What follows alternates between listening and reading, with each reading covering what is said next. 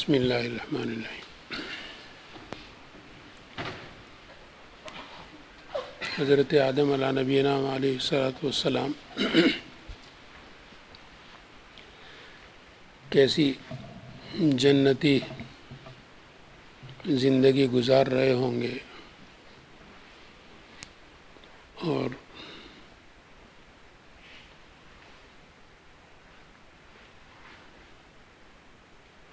صرف ایک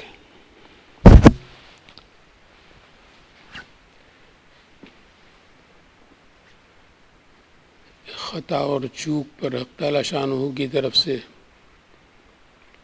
زمین پر بھیج دیے گئے۔ اسی لیے سرکار دو عالم صلی اللہ علیہ وسلم نے ارشاد فرمایا کہ اشد بلاء الانبیاء،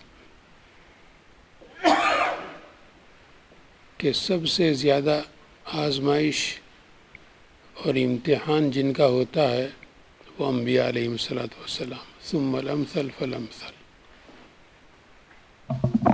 اور یہ کتنا بڑا ابتلا، کتنی بڑی آزمائش کہ جتنی انسانیت کو تکالیف پیش آ سکتی ہیں یک لخت ایک دم ساری ان کو پیش آ گئی۔ اب جو گھر سے بے گھر ہوتے ہیں، دھوپ سے، بارش سے، ہوا طوفان سے، سردی سے بچنے کا کوئی سامان مہیا نہیں ہوتا، یہ مسئلہ حضرت آدم علیہ السلام کو سب سے پہلے درپیش۔ وہ گھر سے بے گھر ہونے والوں کو مسئلہ ہوتا ہے پانی کہاں سے پئیں، کھانا کہاں سے کھائیں، یہ حضرت آدم علیہ السلام کو درپیش کہ زمین پر آنے کے ساتھ ہی کچھ پتہ نہیں کہ کون سی چیز کھا سکتے ہیں،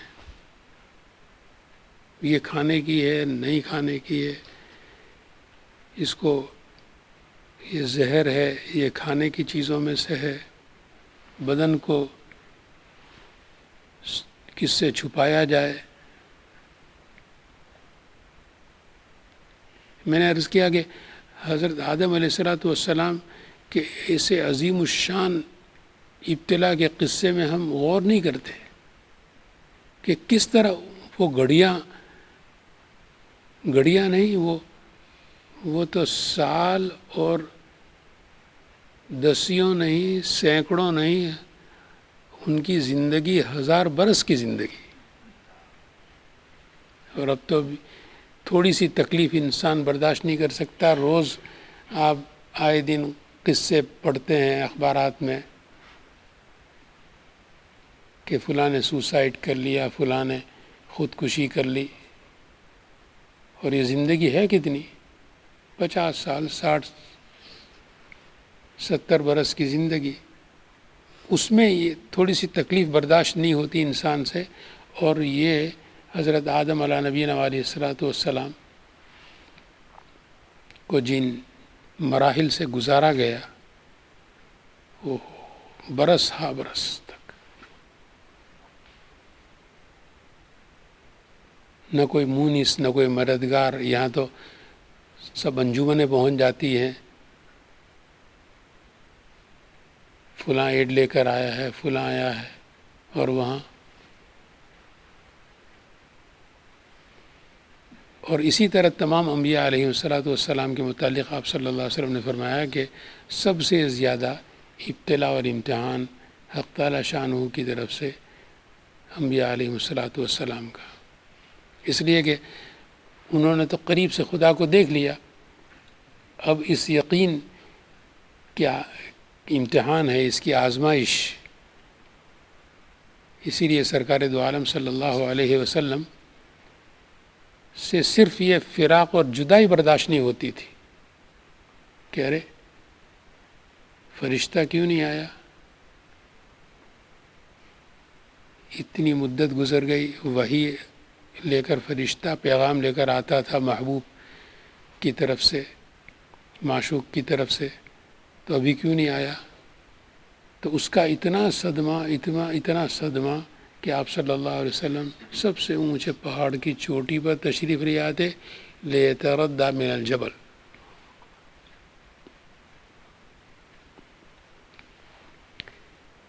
اور یہ حضرت آدم علیہ نبینا علیہ الصلاۃ والسلام کو جس طرح یہ مرحلہ پیش آیا تو ان مراحل سے گزرنے کے بعد اب کچھ تھوڑے سنبھلے، اور سنبھلنے کے بعد پھر حضرت حوا سے ملاقات ہوئی. یہ سارے نام عرفات، مزدلفہ، منی انہی کی طرف منسوب ہیں کہ حضرت آدم اور حوا کی وجہ سے یہ نام عرفات، یہ مزدلفہ، یہ منی. تو اس کے بعد پھر اب 940 برس کی زندگی میں ان کی اولاد گنیے جتنی آج کل لوگوں کی ہوتی ہے. کیسے صدمے کی زندگی انہوں نے گزاری ہوگی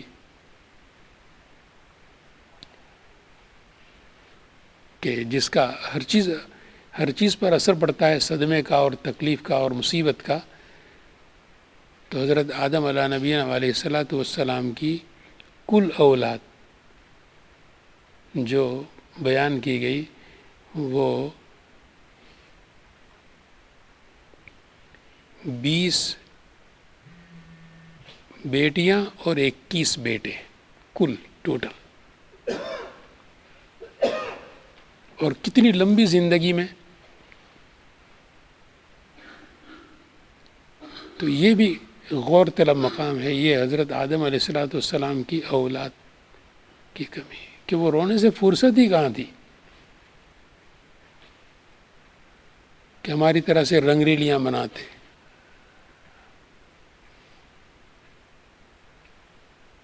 اور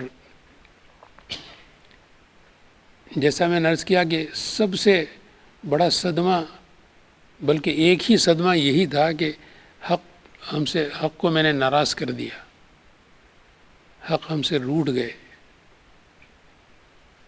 رب تعالیٰ کی ناراضگی کا خوف، جدائی وہ ستاتی رہی. تو اس کی تسلی ان انبیاء علیہ الصلاۃ والسلام کے یہاں ایک ہی چیز سے ہوتی تھی، فرشتے کی آمد سے. تو اب یہاں اس پر بھی آپ غور فرمائیں کہ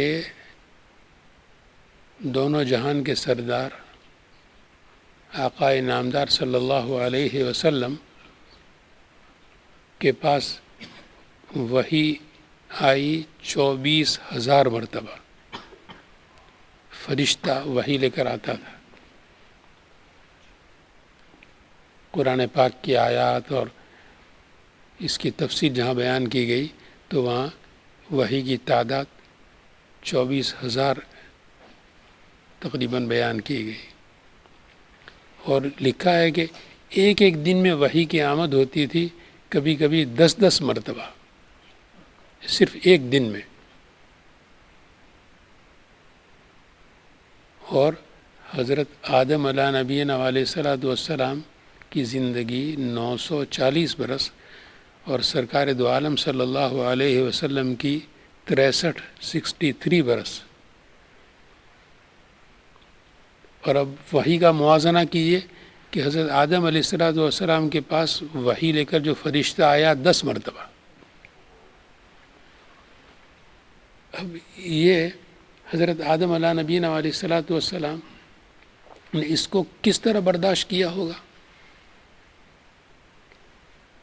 کہ سرکار دو عالم صلی اللہ علیہ وسلم کا ابتدائی حال جو میں نے عرض کیا کہ جس میں آپ کو فترت وحی کا جو زمانہ تھا، تھوڑی مدت کے لیے وحی رک گئی، تو اس میں آپ صلی اللہ علیہ وسلم کا یہ حال تھا کہ پہاڑ پر تشریف لے آتے، چوٹی پر لے کے یتردع من الجبل. اور اس کے بعد جب آتی رہی، ہزاروں دفعے آئی، لیکن کبھی کسی وجہ سے وَيَسْأَلُونَكَ عَنِ الرُّوحِ والے قصے میں پھر تکلیف کہ ابھی فرشتہ نہیں آیا. تو جبریل امین یہی اسی کا جواب لے کر آئے کہ وما نتنزل الا بامر ربک، تو بے چینی ہوتی تھی نہ آنے کی وجہ سے۔ تو یہ 100 برس، 200 برس، 500 برس تک اس صدمے کو برداشت کرنا آدم علیہ السلام کے لیے کتنا مشکل رہا ہوگا، کہ جب کل 1000 سالہ زندگی میں وہی صرف 10 مرتبہ، تو یہ حق تعالی شانہ وہ رلاتے ہی رہے، رلاتے ہی رہے، رلاتے ہی رہے۔ اسی لیے جو جنت کے متعلق اولیاء اللہ کہتے ہیں کہ ہمیں جنت نہیں چاہیے، ہمیں تو چاہیے، تو یہ کیوں؟ اس لیے کہ خود قرآن کہتا ہے جو لوگ اس طرح کے ان کے کلام پر اعتراض کرتے ہیں، معترض ہوتے ہیں، ان کی شان میں گستاخیاں کرتے ہیں، ان پر ان کی تردید کرتے ہیں، تنقیص کرتے ہیں، تو انہوں نے جیسا میں نے عرض کیا کہ یہ تو بہت بڑے علامہ ہوتے ہیں، یہ جہاں تک ان کی عقل اور ذکاوت پہنچتی ہے عام علماء کی، بڑے بڑے محققین کی نہیں پہنچ سکتی۔ تو انہوں نے قرآن کی ایک اس آیت کو لے لیا کہ بھئی یہ جنت تو ہے اللہ کی نعمت، بہت اچھی ہے، لیکن اس سے بڑی بڑی نعمتیں ہیں خدا کی، اس کے ہم طالب ہیں۔ اسی لیے جنت میں جب جنتی مقیم ہو جائیں گے اور پھر حق تعالی شانہ کی طرف سے ایک مرتبہ اعلان ہوگا اور ان کو اکٹھا کر کے جنتیوں کو حق تعالی شانہ خود ایک اعلان فرمائیں گے کہ میں ہمیشہ کے لیے اب تم سے راضی اور کبھی تم سے ناراض نہیں ہوں گا۔ تو اس نعمت کی وجہ سے جتنی نعمتیں اب تک جنت کی برت چکے تھے جنتی، سب کو بھول جائیں گے۔ وَرِضْوَانٌ مِّنَ اللَّهِ اکبر۔ تو ان کی نظر اسی پر ہوتی ہے کہ بھئی جنت اس سے بڑی نعمت تو وَرِضْوَانٌ مِّنَ اللَّهِ اکبر قرآن کہتا ہے۔ تو ہم اپنے ہر عمل سے، ہر گھڑی، ہر وقت حق تعالی شانہ کی ناراضگی مولتے رہتے ہیں۔ اللہ تبارک و تعالی ایسی حرکتوں سے توبہ کی ہمیں توفیق عطا فرمائے۔ چھوٹی راتیں ہیں، دعا کر لیتے ہیں۔